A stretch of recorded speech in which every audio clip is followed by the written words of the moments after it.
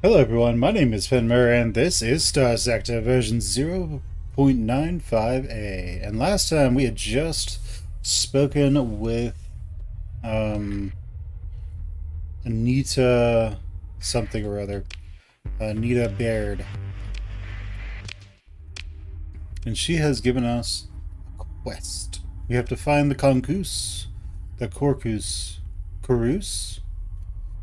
Oh, it's like course. Cor... Use? Corus? It sort of looks French, so it could be French. Maybe. I don't know. Anyway, let's go to Echevrez. Echevrez.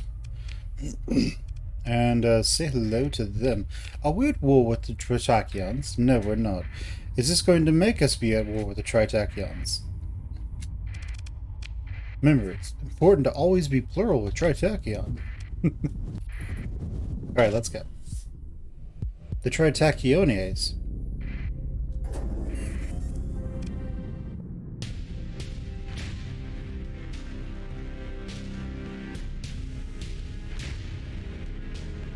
Yes. Yeah, that's not going to happen, friendos. They probably don't like these, I guess. Yeah, that's not going to happen, guys. Let's dance, shall we? I need to also... We're going to fight the hegemony style, evidently. Let's do this. So let's have our phase ships.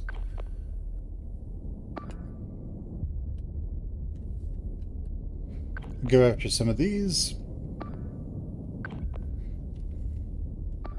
Let's have the Tempest go secure that one.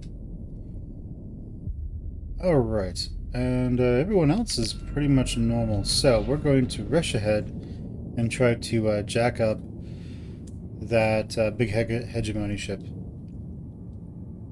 I wasn't sure if we were at war with the hegemony or not.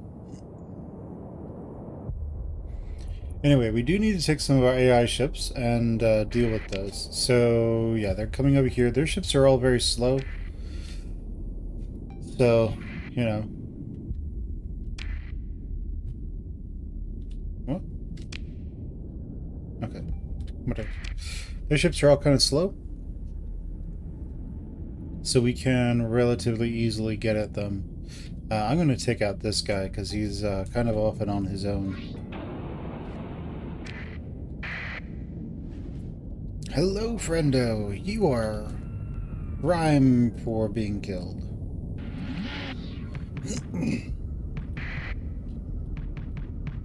Let's go ahead and turn around. We're keeping him nice and busy. Which way does he want to go? Oh. Nice.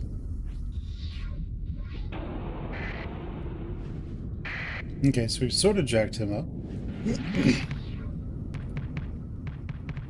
Let's go ahead and spin around, and we're going to come over this way.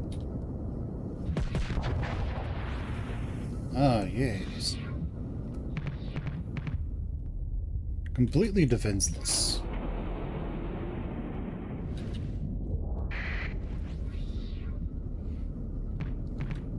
I see one of our afflictors has made it. Has decided to join the battle.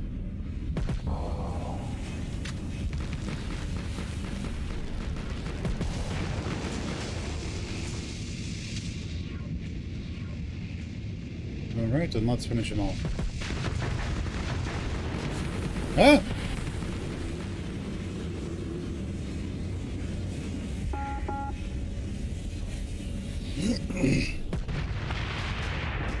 Excellent work.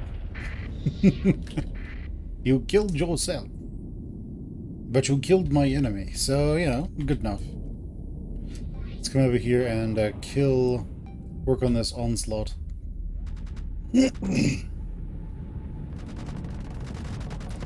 So he is over here.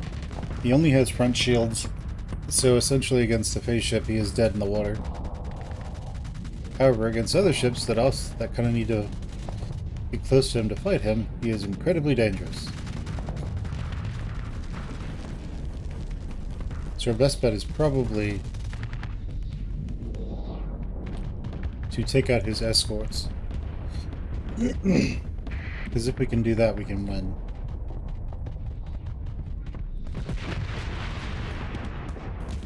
Nice.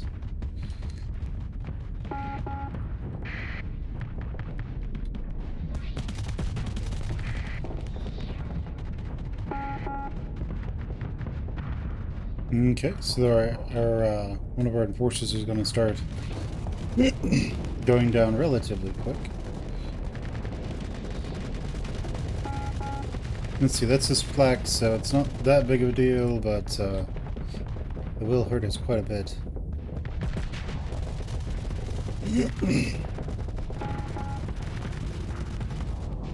Let's go ahead and vent, and we will continue working on taking him down.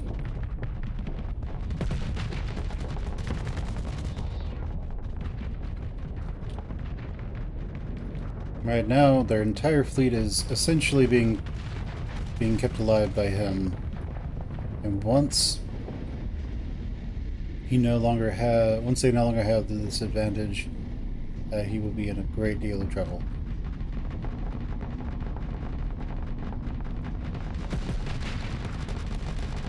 Ow! Ooh! Ow!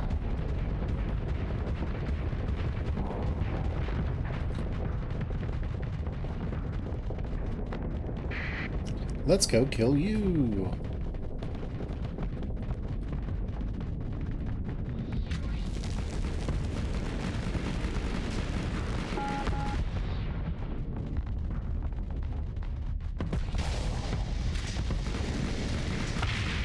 Nice, we got one.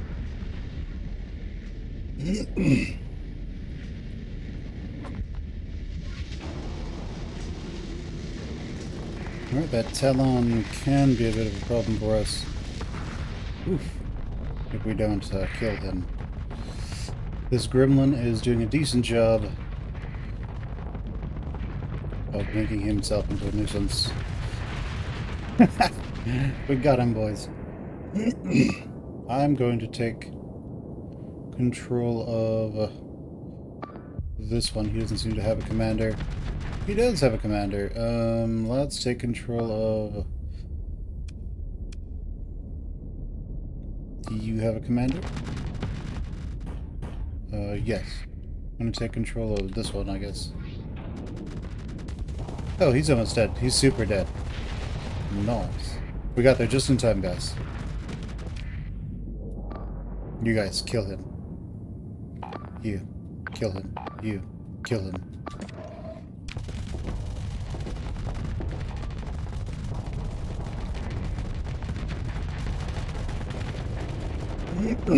He cannot stand against us. Cannot stand against the full might of my enforcers. And once he dies, that will be it for the hegemony fleet. That is the one ship that is keeping them alive. Take him down, and you will break their back.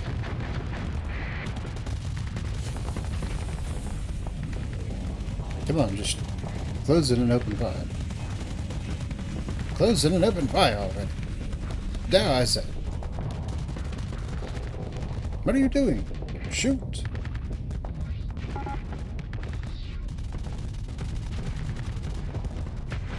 Finally. Someone decided to fire. Alright. Let's full assault.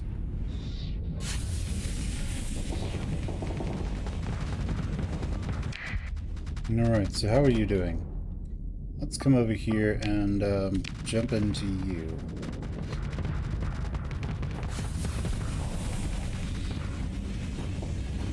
So they should do alright by themselves.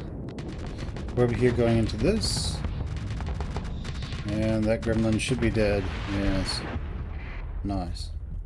Let's hit 3 and then 6. Let's spin around. And then let's make our way towards the battle proper.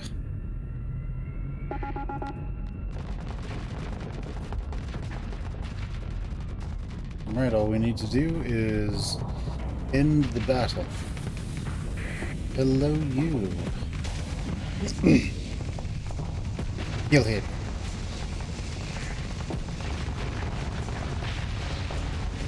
Nice. We got him, boys. Their back is so broken it doesn't even exist at this point. And we can let them go, so we suffer fewer losses. We will, however, pursue them, and we'll have these do that.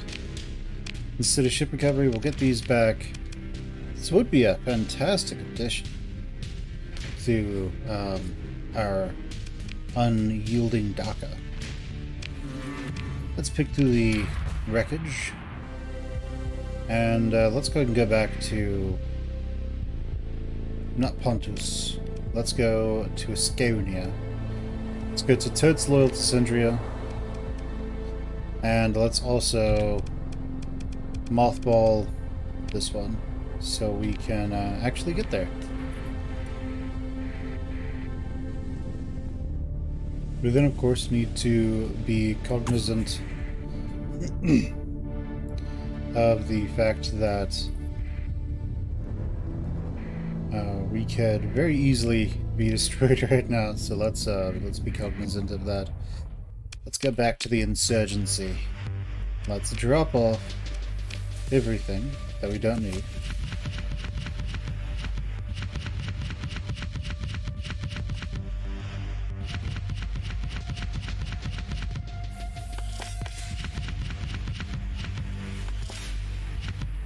Alright, so those are all dropped off. Let's just drop off... no. Let's drop off everything. Let's confirm that. And until we leave this window, we don't suffer any consequences. So let's pick up 3,000 supplies. And 3,000 fuel. How much crew do we need? We're going to need more crew than that. With our fleet. He's still mothballed. So let's unmothball him. We're gonna need about 2,000 crew, which is a nice round number that we don't have to worry about. Let's get 500 Marines, 150 of this, and okay, we are good on that. Hey, everything's great. These, however, we want to probably put some of these away. So what's your story? We are, of course, going to take you off of that, you off of that. We're going to put these two away. We're going to go to refit. We're going to look at these automated ships. First thing we'll do is we're going to strip them all. Let's see, these automated ships. He's great. What does he have? One fighter bay, you have two fighter bays. What are your weapon mounts? Some synergies, these things. So you are a drone ship cruiser, you are a drone strike drone ship carrier. I don't know why that was so hard to pronounce.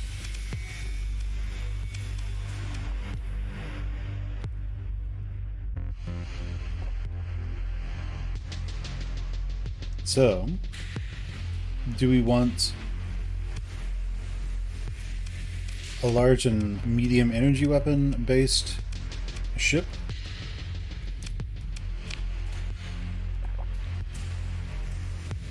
Or do we want a ship with 2 bays and fewer weapons?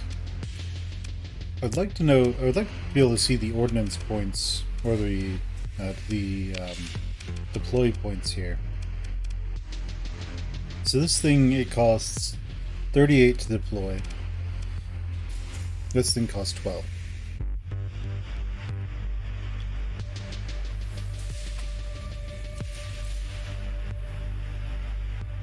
Oh! Oh! This is basically a mini Astral. I understand. Oh, goodbye.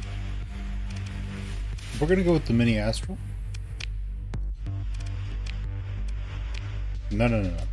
We're going to swap up the skills here. Okay, Strike Commander, Point Defense, and then everything else is pretty normal for it. But we'll have to look at what else it can do.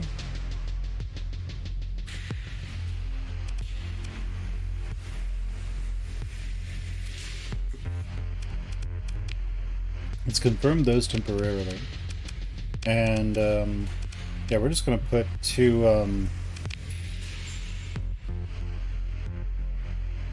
wait, what? Wait, what?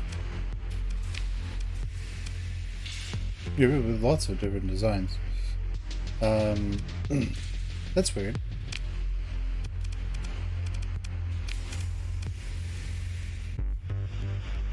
Left click to install a cargo bay, but we have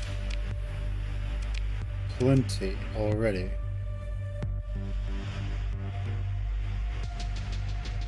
Can it only take remnant stuff? Okay, let's go over here and try to... Well, I mean, like... Okay. So, let's just take everything out.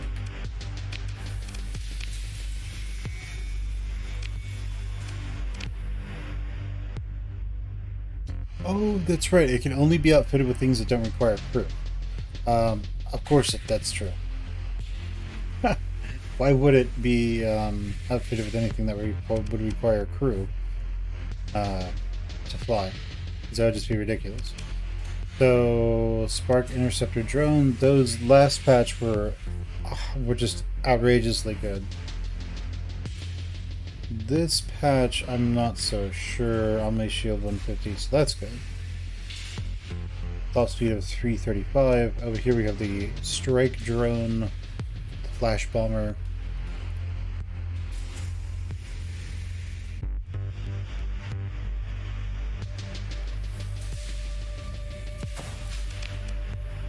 So we're gonna go with that. I don't know if that's any good, but I think the Flash Bombers, they should be pretty good. Wait, let's see. I think we can hit F1 to see what its weapon is. Medium missile, 12 ordnance points. It's high explosive, good against armor. It's very slow. Damage is 500. Interesting. This one is extremely low damage per second. It takes about half a second to refire. It does decent burst damage. Then we have wasps, which as we've seen, are made of paper. It has an anti-stinger proximity mine times 1, so it's anti-fighter. It does 500 damage, has a range of 500.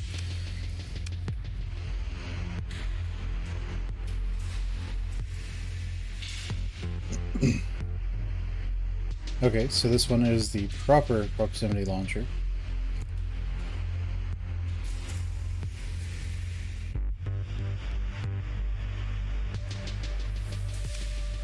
You can fire up to 6 of them before it has to run. Seconds per recharge is 4, so yeah, can't really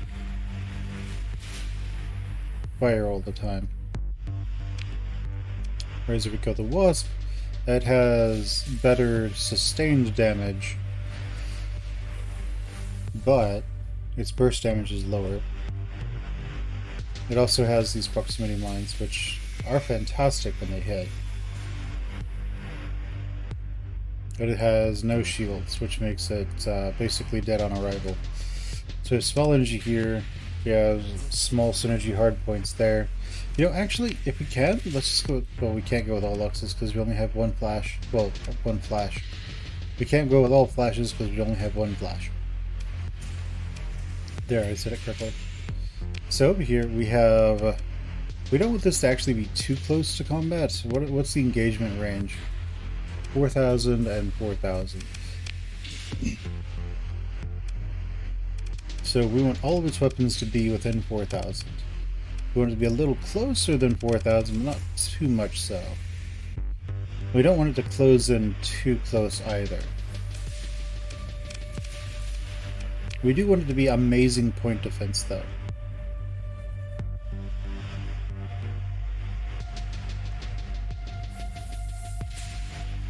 And these are small, right? Yeah. So I'm going to go with PD lasers. Up here, we kind of don't want it getting close to the enemy. The more it can disable the enemy, the better. So I'm going to put salamanders up here. What's this? A medium missile. Oh, okay.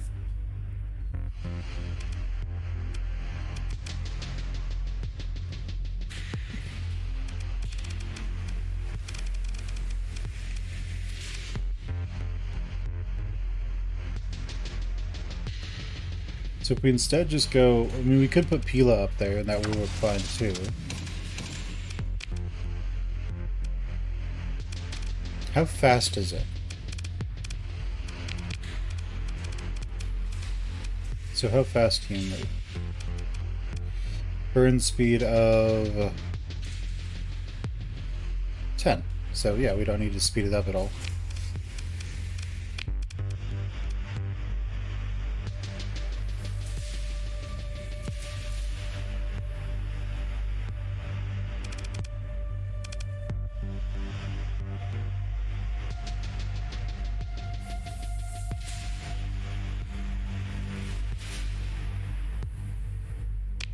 No, don't worry on that. We don't have crew on this.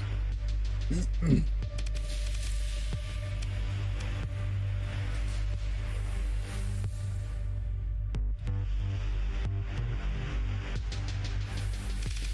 that doesn't need target leading because it is... it doesn't need target leading. Let's see. Hardened subsystems. We're going to want that so the carrier lasts longer in battle. I probably don't need that. This should be fine. Let's give it as many...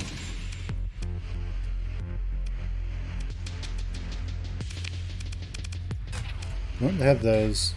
Yeah, okay, that's fine. So we can never fly this, so I think this is what we will do. So its Pila will fire, and that will keep it out of combat for the most part. It will continue to attack the enemy from afar while its bombers go and do their best. So basically it's just adding a bunch of crap out here for the enemy have to deal with. But we'll see how this one works. We'll eventually get more flashes for it to use. But that should work out. And over here, this monstrosity, we're probably just going to put that away for now.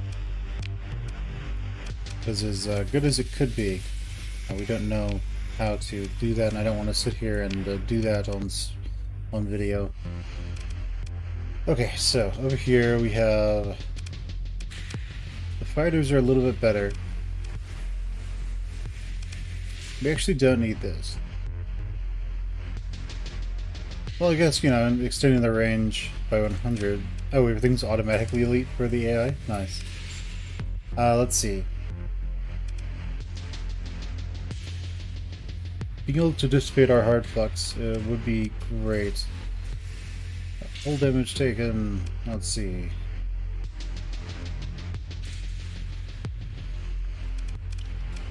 Increasing peak time could be really useful.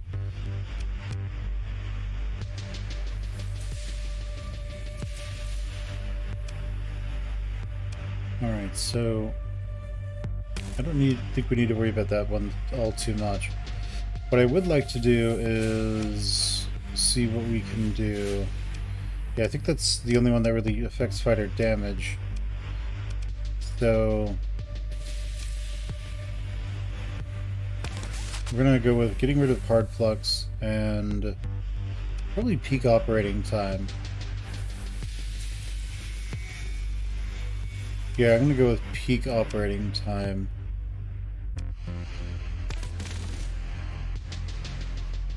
Unless anything here is great and affects ships.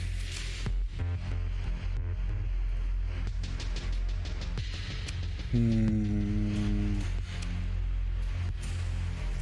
mean, this one's nice. Plus 30 seconds to peak operating time.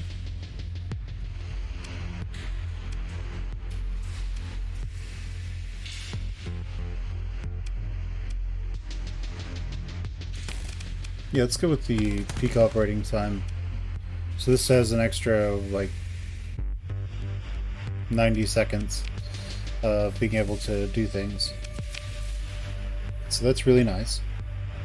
Now, okay, and yeah, he's really set up right now. Go back to our character. We are good here. Complete his total 17. So plus 100% combat readiness. Let's get one of these in our inventory. We give it a gamma core. What is gamma core? It's one. It's 5. So I'm assuming that. Well, I'm assuming a alpha core is in like 7 of these, which would just be preposterous.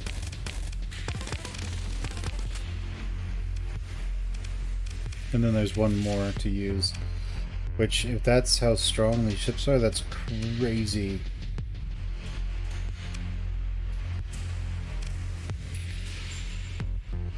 Can move faster, it has missile weapon, 50% rate of fire for missile weapons, wow. So if we made it all missiles, it would be amazing.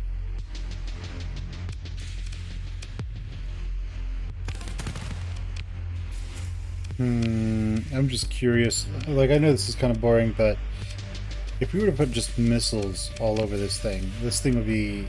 It would take full advantage of its ability to shut down the enemy and just do outrageous amounts of damage to them. You know, I don't think we're going to do that. I think we will instead...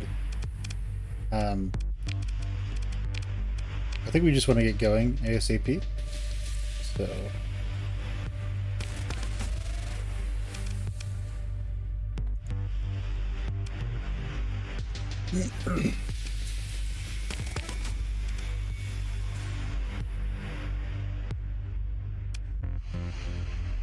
Yeah, okay, we're just gonna go with that. We're gonna put the beta core on that ship and see what we can do. So that seems to work. Everything's good here. Let's repair our ships. And yeah, are there anybody we can work with or at the moment? Doesn't look like it. We have, let's see, 5, 10, 15, 20, 22 ships in our fleet at the moment. Not too bad. Our one carrier is piloted by AI. Nice. So let's see. The hegemony, they're hostile to us. Oh, because they're hostile to the Sindri and Dictat. Okay, that works. And our quests right now, we need to get this archive. We'll be going to Hisbrasil for that. That would be kind of fun just to go and wreck some of the hegemony. But let's go to Westerness and go to see if we can find Concoos at Filkenhild.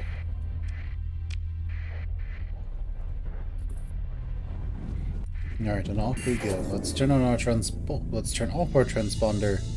Turn on our sustain burn and go. Since we are with the Sindri Nuktat, we by definition cannot be at war with Sindria. I mean with the Persian League, so that works for us. Alright, let's go chat with Concoos.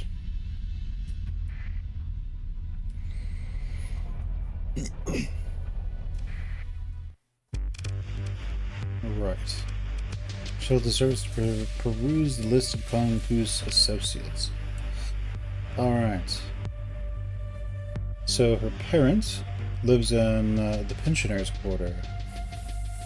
Seems reasonable to start with her. You stand for a moment at the transport hut considering your options.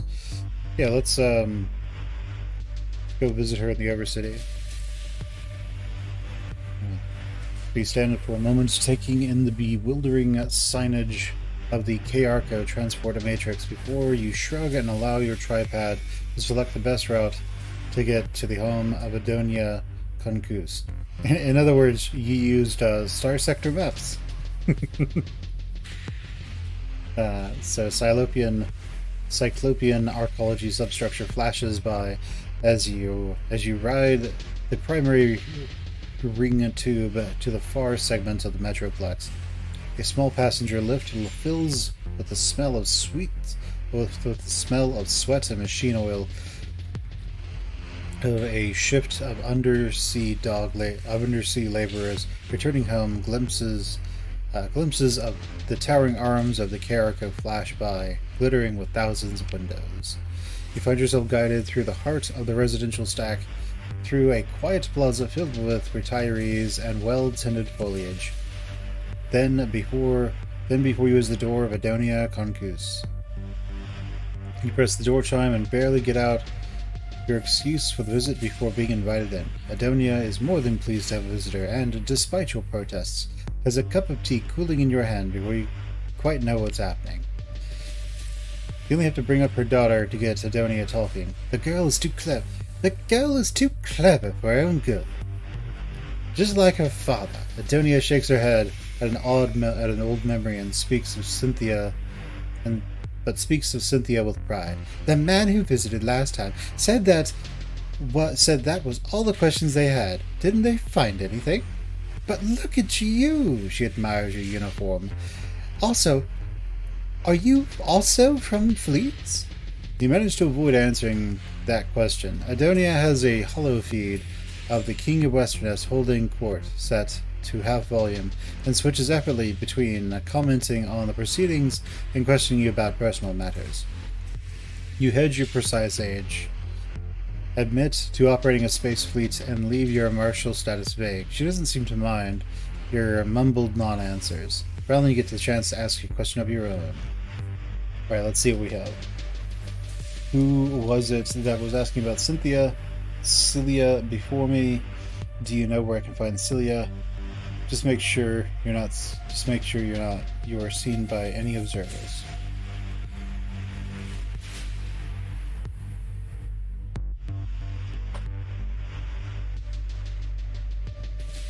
Yeah, I don't think she's gonna know anything. And if we ask her who is it who's talking to before me, well, I should know that if, in theory, I am from Fleet as well. So we're going to make sure that we're seen by any observers, because I have a feeling that if they're looking, that if the Persean League is also looking for this person, and so here's the thing. She's already been questioned by someone about where this person is. So that means that someone else is looking for this person. And if that's the case, they're most likely observing this person, observing Adonia. So we're going to make sure that we're going to play, I guess, 4D chess here, and make sure that we're seen by any observers. You interrupt Adonia's critique of one of the king's water-brained advisors to complement the view from the balcony. Adonia takes the bait and invites you to have your tea outdoors. The Holovid's volume is reduced to a muttered cacophony as you step into the high sea air. Banks of windows and balconies flow across the facing towers. Drones buzz in ordered lines, diverting to deliver packages or attend to cleaning. Adonia explains the generous terms of her lease compared to those offered by other towers, and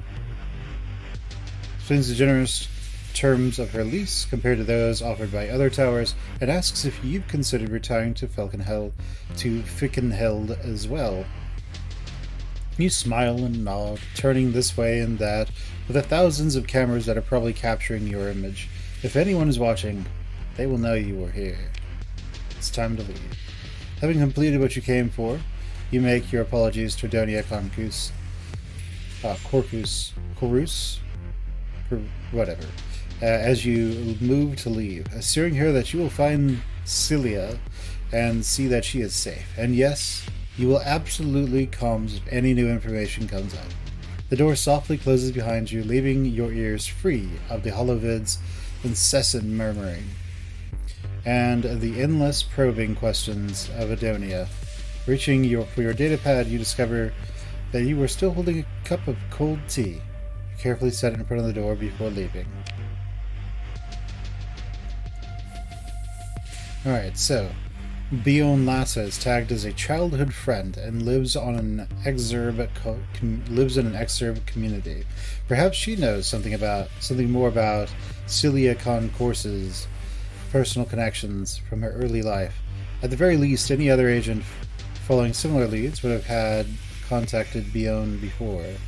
You stand a moment in the transport hut considering your options. Let's go there. You take the transport line outbound to the K-Arco exurbs, a sprawling network of floating municipalities jostling in the sea at the base of the mighty half-submerged arcology. The monorail track gleams in the sun, a straight line towards the horizon like a hard-point-mounted particle lance shot through a nebula. The train breaks through a cloud bank, and you feel the subtle pull of deceleration, fighting with the agrav field effect as you approach your target, a modular suburban conglomeration. You glance at your tripod to recall the name of the place, Sea Bank Oasis. You buzz the doorway to one of the outer compounds, the green hint of a lawn showing through the translucent vitreous strip at the top of the wall. After a short delay, a comms plate activates, and a tired-looking woman appears in the hollow. You ask if you were speaking with Bion Lata, and would she mind answering some questions about Celia Concourse? Carouse? Whatever. She looks behind her, then lowers her voice to reply, yes. Didn't somebody already come by to ask her that? I haven't seen Celia in years. Like I said, look, I don't have much time for this.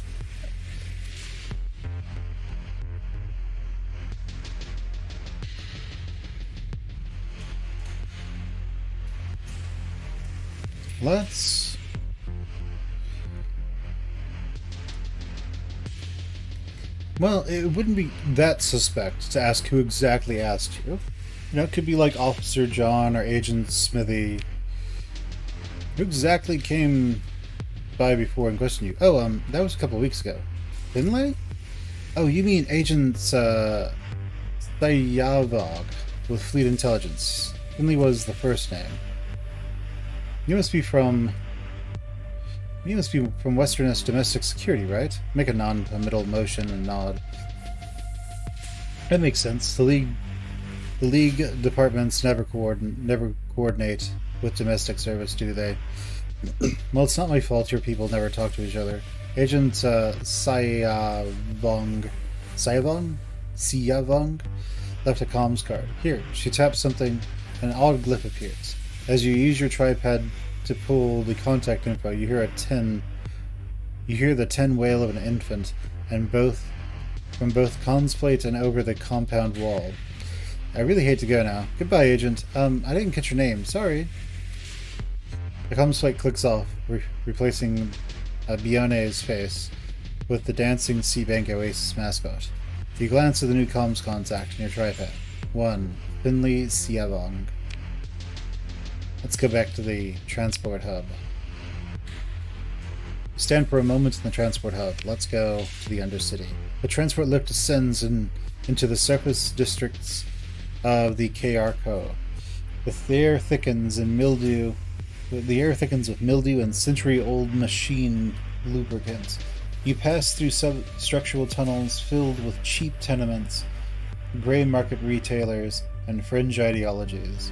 Your tripod's directions lead you to an address where Calvin Farrow held what the event called a militant consciousness happening. Along an anonymous stretch of shuttered depot fronts, you discover a secure door flanked by decaying polymer agitation prints. Chemmed out, sleepers lie in entryways. It feels like the right place. Knock on the door. The damaged comms plate by the door speaks the crackle. You a dumb sec. We do not consent to search. Not without... Then some muffled words from a second voice interrupts. Shut up, I'll handle it. Hidden bolts withdraw, and a man steps out. He's put on a sour scowl for you. He's dressed like a mix of dirt cider approximation of a... Dressed in a mix of dirt cider approximation of spacer gear, mixed with the accoutrement of some local counterculture fashion. He pulls the door closed, with a lowered voice says, "Nor that. Is she in more trouble? Is this about the whole Galatia thing, isn't it? I assume you're Calvin Farrow? Yeah, obviously. Is that yeah, obviously? He looks you over. You're not Domsecker or Fleet. You a merc? You some sort of spy? You some kind of spy? Your friend was already sniffing around here. We told him to go lick boots and Kaiseron."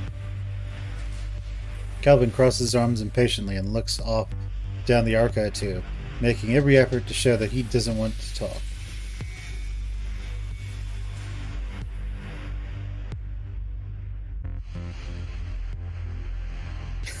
Extremely conspicuous.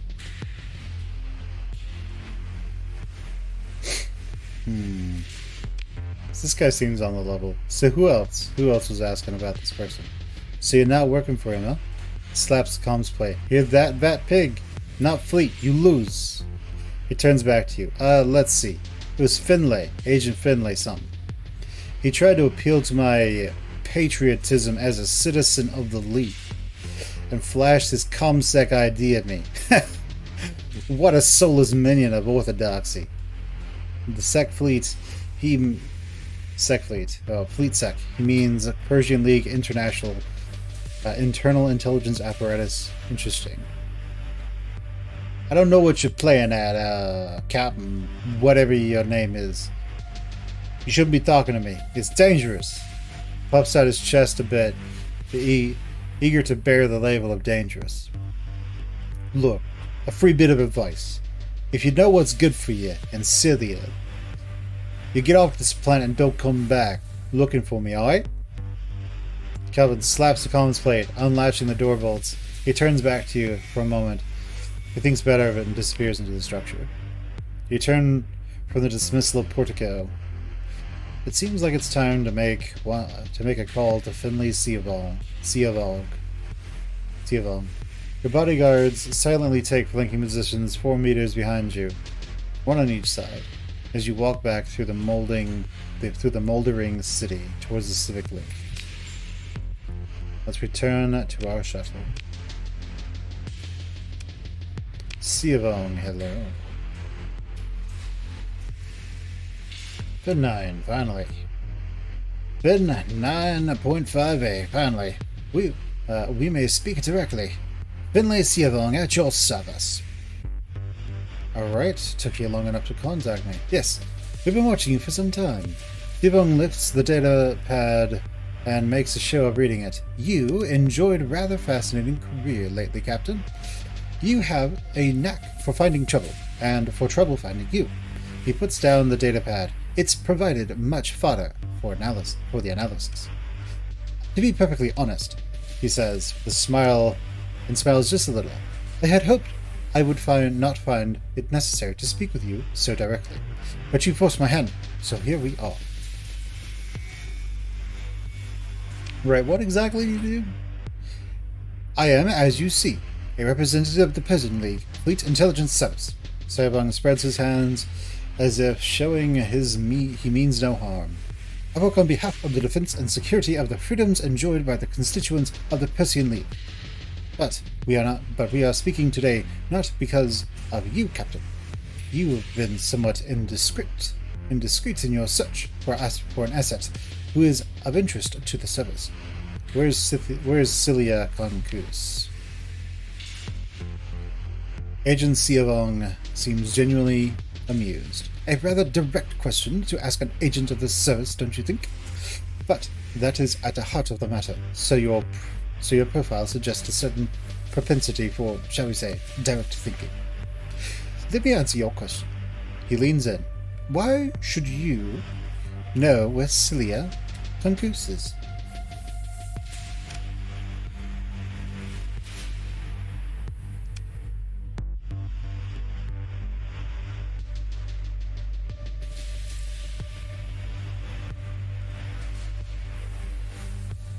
Yeah, we're not going to be honest with this guy.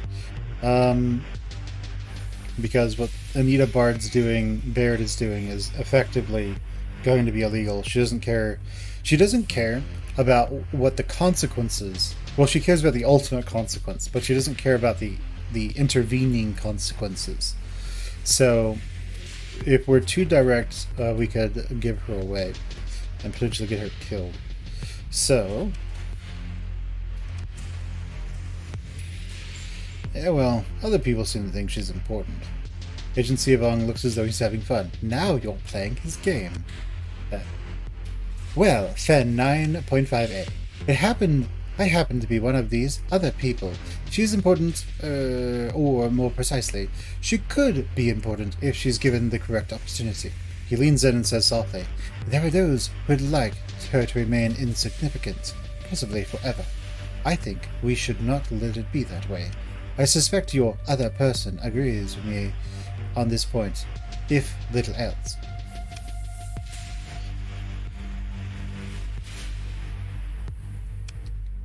Look, I just want to help this person.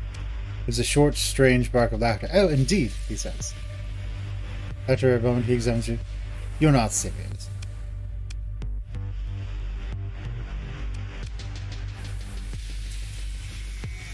No, but it seems to be what people like to hear. Looks like he's having fun. Now you're playing his game. Of course, Captain. Ankus is in the Shira system. I will provide you. He pauses dramatically as he taps something out on his desk console. Your tripod pings with a pleasurable-looking data intercept of a communication between her and Mr. Kevin Farrow. It'll show Provost Baird that you worked hard for it, he says with a wink.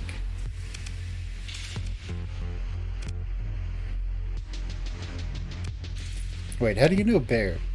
His smile widens. If I didn't, did you just confirm it? Alright, so why are you working?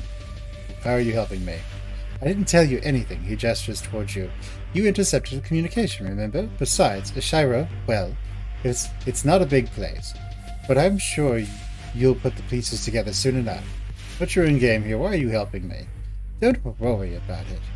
You have a rogue scientist to track down, and on behalf of Fleet's Intelligence Service, I have nothing to say to you on the subject, nor have we ever met. I don't know you, and you don't know me. Agent Seaborn claps his hands together. I do believe we are finished. What is it people say? Burn bright, Captain? Yeah, burn bright, buddy. Alright, so he has an idea of what's going on with Baird. I think he wants to either see where this plays out, or he wants to see how this plays out. Right. So, I haven't played around with this thing yet. It has large missiles, large energy, lots of stuff. Let's go ahead and leave. If we need to, we can always just glass them. So she's over in a Shira, is she? Right. Let's go over there then. First off, let's see. Kunkus.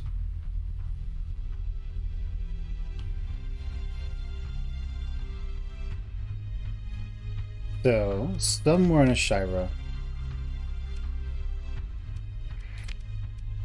Let's go.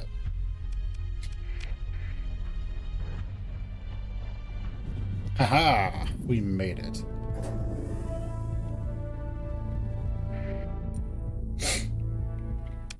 Oh, a privateer with allies, eh? Hello? Captain Fen 9.5a. The mercenary captain speaks flatly and steepled before her. You have information which my employer would like you to share with them exclusively. She waits, perfectly content with silence for now. And who exactly is your employer? Who is interested in exclusive access to your information? Who else? Who also has a passion for discretion? So you need not worry about your reputation if you sold out your own employer. She considers much. And what information are you after? She raises her eyebrows. I think you know perfectly well. You come here to find something or someone. You appear to be traveling with purposeful intent to investigate activity at your last stop. My employer believes that you found what you were looking for. We would like you to share that information under exclusive terms. Yeah, you're not going to get anything from me. After you reply, the mercenary sits unmoving for a full 10 seconds. Then she closes her eyes and nods. I see. The mercenary opens her eyes again and looks at you again, unblinking. How disappointing. Good day, Captain. Good day. If you want to leave, you can leave. Though he should probably kill you. Okay, well, whatever was there was left. Let's go over to the Gloom Bridge habitat and see if there's anything there.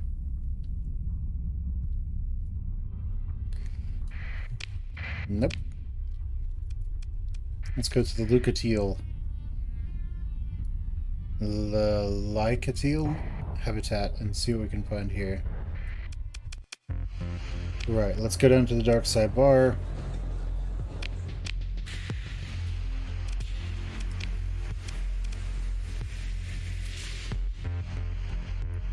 Okay, Europa Nihal. Anything about the Galatia incidents? Yes, actually. Recent events in the Galatia system, right? Dangerous. What the Academy got up to, and while they deserved reprimand, the hegemony reacted with typical overreach. The Persian League filed a complaint with the Interfactional Dispute Council. Did you hear? We don't expect much to come of it, but someone has to say something, right? The Archon examines you for a moment and says, "Why do you ask?"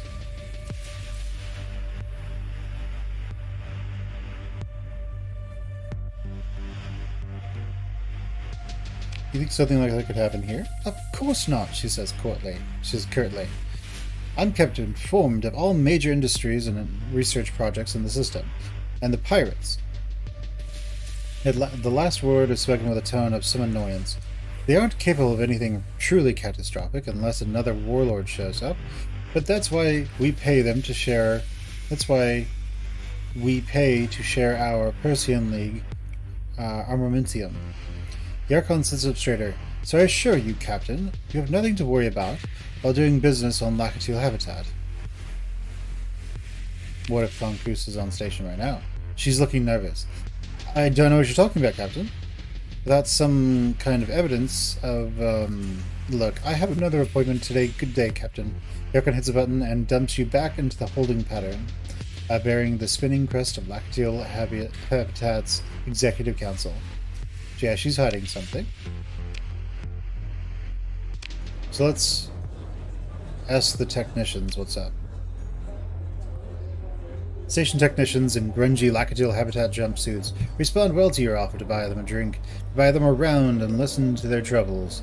You mentioned having some real comms trouble in the Ion Storm once, and asking what sort of trouble they're having. It's strange, says the big one. What, he's a big one, right? It's strange. There's no real pattern of it. Every few shifts, it just goes zop. There's lots of noise coming, grumming up some of the orbital beacons. Bossman makes us go out and check the beacons. And it's nothing. A lot of fooling around for no reason, I say. Not an ion storm either. We think we know that, says not an ion storm either, says the smaller Prado. Ain't no natural what's it? Ghosties, the big one says the big one, eyes wide.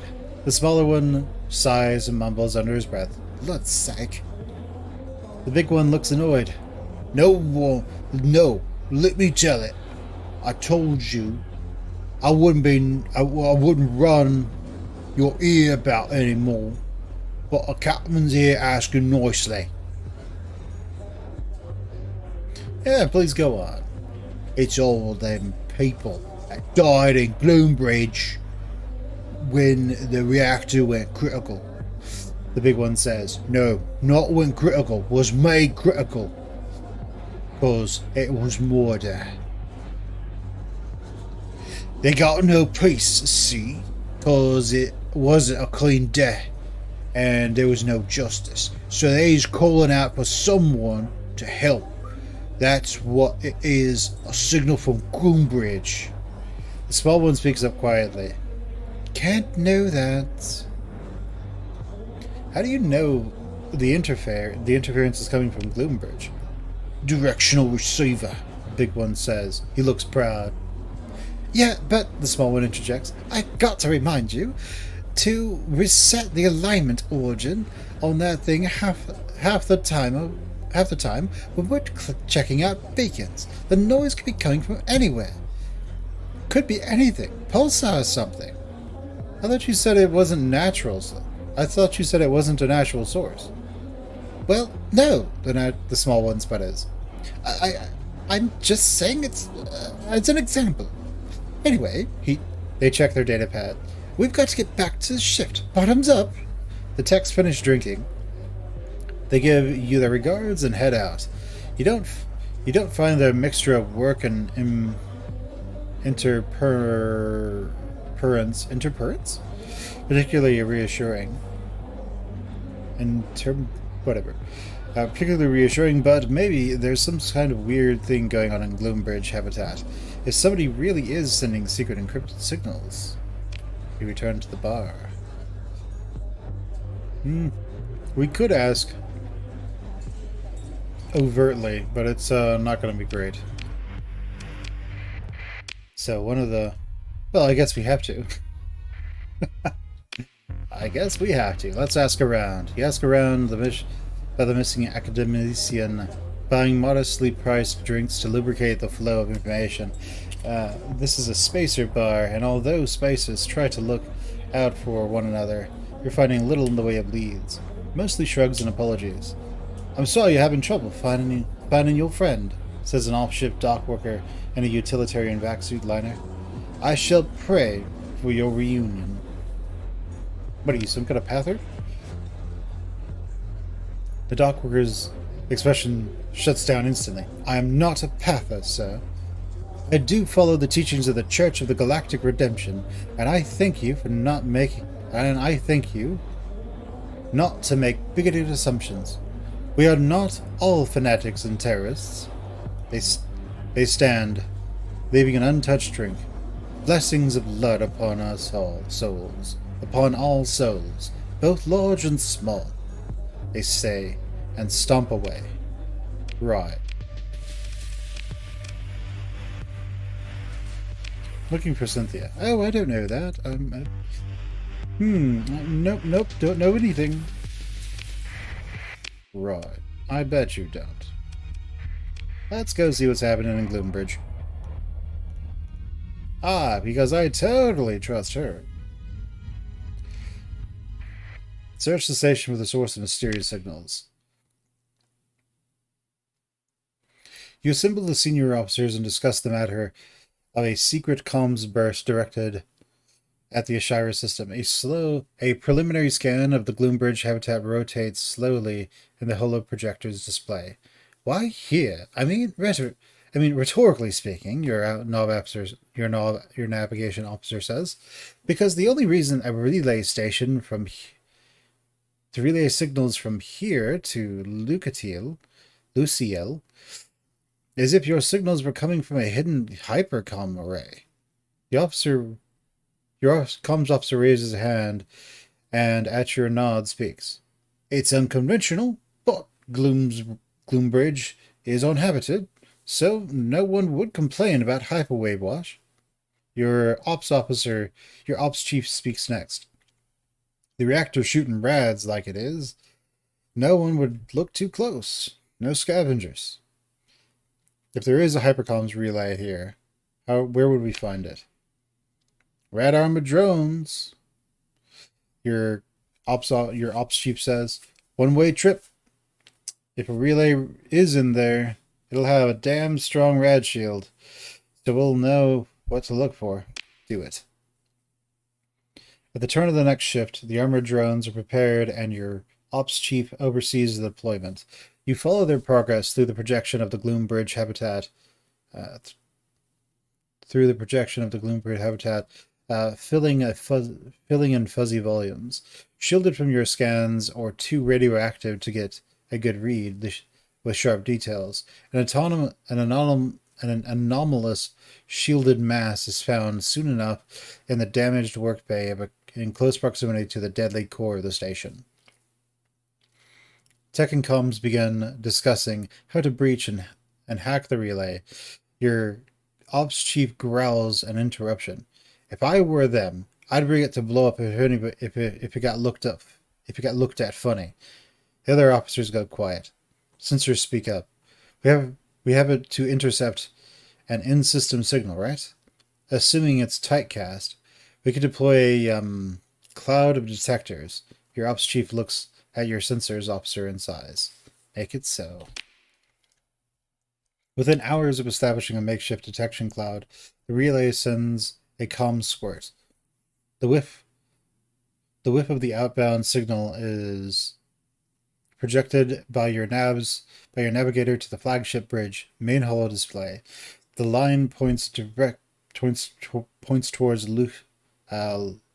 Lycotil habitat. Not quite, but close enough. Maybe a relay in orbit. It's this sort of tech Concoos is familiar with, and even if it is arguably circumstantial, it's weird enough to set up that you can probably scare the authorities of Lucille with the revelation. Ghosties indeed. With only one piece of evidence that Carouse is in Lucille habitat, you are not absolutely certain that this would be dismissed as merely circumstantial if you attempted to leverage it against the authorities in some way. You need to find one more piece of corroborating evidence.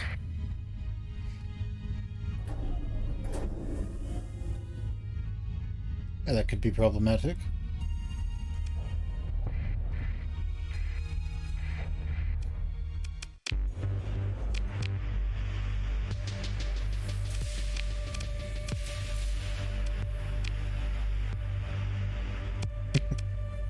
Just raid them. Take them all prisoner. Find the truth. Okay, well, let's say hello to this person. You know anything about the glacier incident? She was involved. Right. Anything else I can do for you? So we'd have to basically come back. Glacier incident. Something could happen here. If we have proof that she's on the station, then they won't care. Good to know. I'll rest easy.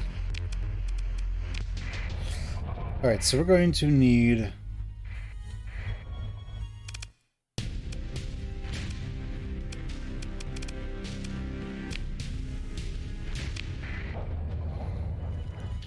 we need to go find something else suggesting that she's here. So, that means we might need to... Oh, we have no volatiles, so let's go pick up some volatiles. But guys, that looks like that's going to have to be next time. My name has been Fen Plays. This has been Starsector version 9.5, well, 0.958. And I'll catch you guys next time. Go ahead, leave me a like, comment, subscribe, ring that bell, and just share the video with whoever you think would like it. See you guys later. Bye.